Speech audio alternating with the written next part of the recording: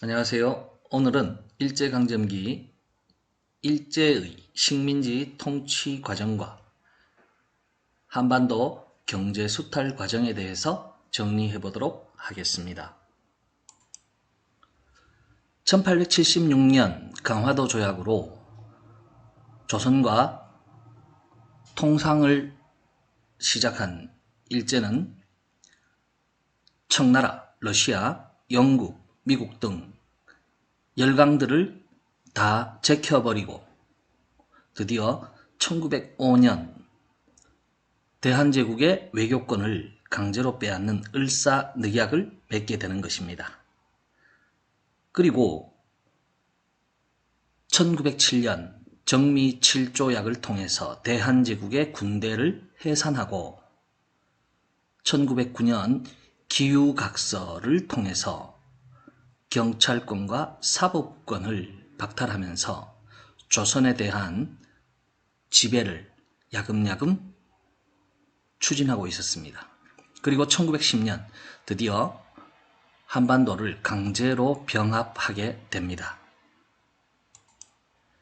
일제의 한반도 통치 과정은 크게 세 부분으로 나누어 볼 수 있습니다. 1910년부터 1919년까지, 그리고 1919년부터 1931년까지, 1931년부터 1945년까지 크게 세 부분으로 나누어 볼 수 있는데, 이것을 나누는 기준은 무엇이냐? 1910년부터 1919년까지 일본은 조선에 강제로 폭력적으로 아주 단무지처럼 무식하게 다스립니다.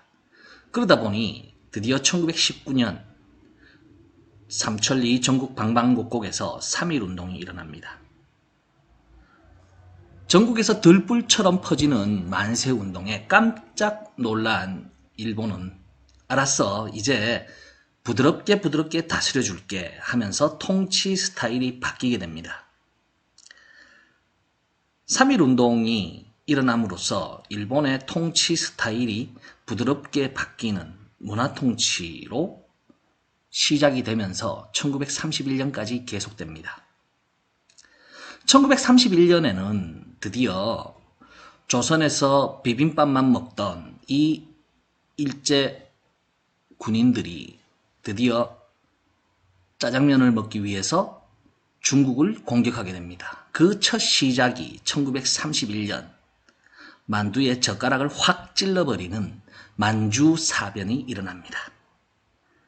그리고 이 일본은 중국을 공격해서 짜장면 먹고 1942년도에 태평양 바다를 건너서 이제 햄버거에 포크를 찔러버리는 태평양 전쟁을 일으키게 됩니다. 따라서 1931년부터 1945년까지는 일본이 전 세계를 대상으로 전쟁을 펼치는 이런 시기가 시작되는 거죠. 그래서 일본의 조선 통치는 1단계, 2단계, 3단계로 나누어 볼 수가 있습니다. 이 표에서 보시는 것처럼 여러분들이 붉은색 테두리로 쳐져 있는 이 부분을 먼저 기억을 해 두시는 게 공부하기에 쉽습니다. 여러분들이 역사 공부를 하다 보면은 숫자, 즉 연도를 기억해야 되는 것이 몇 가지가 있는데, 단무지가 연도를 기억하라고 하는 것이 그다지 많지는 않아요. 그런데 지금 이 일제 한반도 통치 과정에는 연도가 나옵니다. 이 연도 기억하시는 방법 어렵게 생각하지 말아요. 1910년부터 1919년 붉은색으로 표현되어 있죠. 자, 1919년 일제의 강압에 못 이기던 우리 조선 사람들이 아이고 나 죽겠네 해서 1919년 아이고 1919년 드디어 3.1운동이 일어납니다. 2단계 통치 과정이 아이구부터 아이구 3하나까지입니다. 아이구 3하나 붉은색으로 되어 있죠. 1931년. 자, 31년을 기억하기 힘들다면은 바로 1919년 3.1운동. 이 3.1운동의 3.1을 기억하시면은 외우기 쉬울 거예요. 자, 그리고 1931년 만주 사변. 만주, 중국의 북쪽 지역이죠. 자, 중국의 대표 음식이 짜장면. 짜장면 먹으러 가서 먼저 먹는 것이 만두잖아요. 그래서 만두에 젓가락을 찔러버렸다. 이렇게 표현을 했습니다. 그리고 1945년도에는 우리가 광복을 맞이하게 되는 거죠. 자, 이렇게 연도를 기억하면 쉬울 거예요. 자, 이제 밑에 부분에 세로로 되어 있는 초록색 네모 테두리 부분에 대한 설명을 이어가도록 하겠습니다.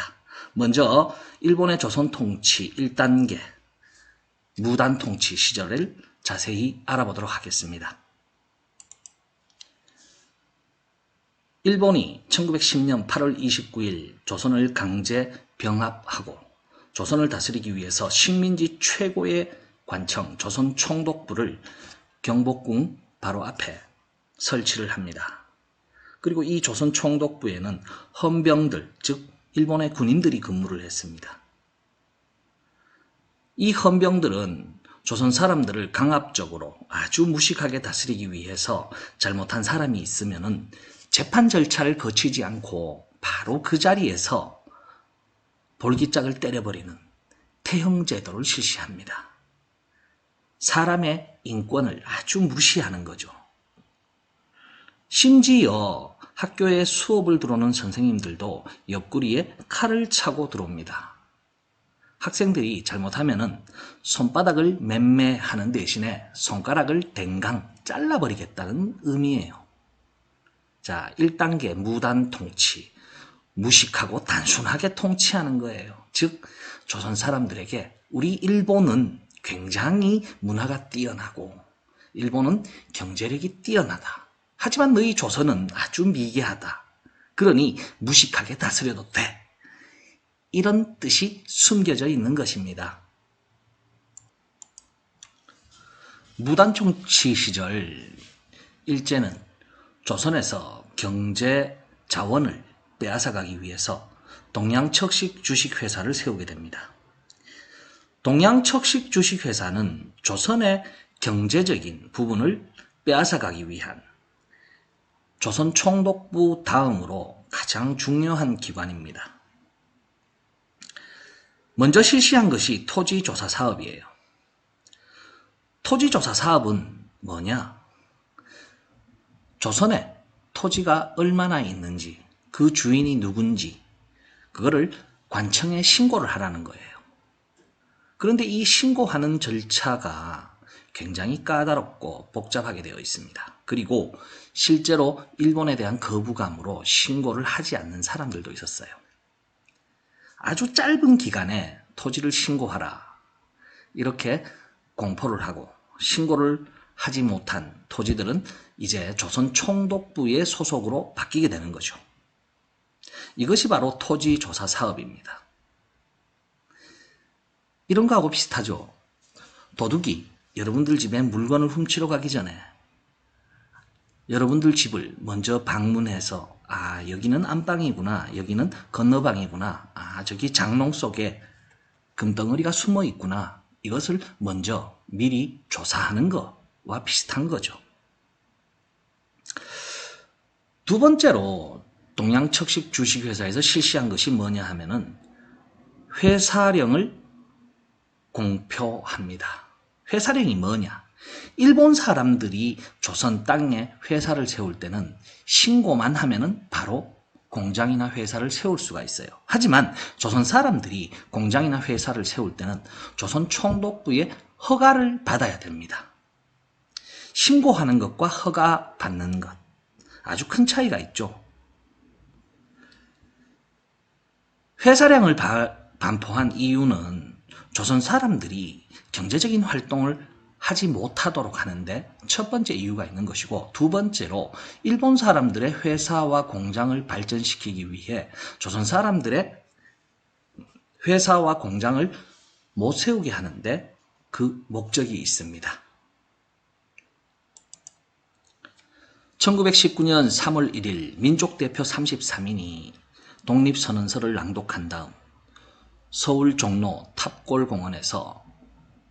많은 사람들이 대한독립 만세를 외칩니다. 바로 3.1운동이 일어납니다. 3.1운동으로 깜짝 놀란 일제는 조선에 대한 통치 방식을 아주 부드럽게 바꾸게 되는데, 사실 이 문화통치는 겉으로는 굉장히 부드러운 통치를 하지만 뒤로 가서 감시를 더욱 치밀하게 하는 것과 조선 사람들을 서로 이간질을 시켜 민족을 배신하는 친일파를 양성하는 데 그 목적이 있습니다. 또한 신문, 언론, 집회 등의 자유를 보장하는 대신 많은 경찰들을 동원해서 감시를 하거나, 특히나 신문을 발행하는데 일본의 통치 스타일에 방해가 된다고 하는 것은 신문을 발행을 하지 못하게 하는 신문 검열, 정간, 폐간까지 하는 감시가 더욱더 치열해지는 문화통치를 실시하게 되는 것입니다. 표에서 보시는 것과 같이 문화통치 시기 경찰의 숫자 변화. 1918년도에 경찰은 5,402명이었지만 1920년도에는 18,376명. 경찰서의 숫자는 1918년도에 751개, 그러나 1920년도에는 2,761개로 몇 배가 껑충 뛰었죠. 그만큼 감시가 치열해졌다는 것입니다. 1910년부터 1918년까지 동양척식 주식회사는 토지조사 사업을 실시하고 1920년대에는 산미 증식 계획을 실시합니다. 산미, 즉 곡식의 증식, 생산량을 늘리는 계획입니다. 산미 증식 계획을 왜 실시했느냐 하면은 일본에서는 갑작스러운 도시화, 공업화로 농촌에서 농사짓던 사람들이 도시로 이사를 가게 되면서 농사짓는 인구가 줄어들게 되겠죠.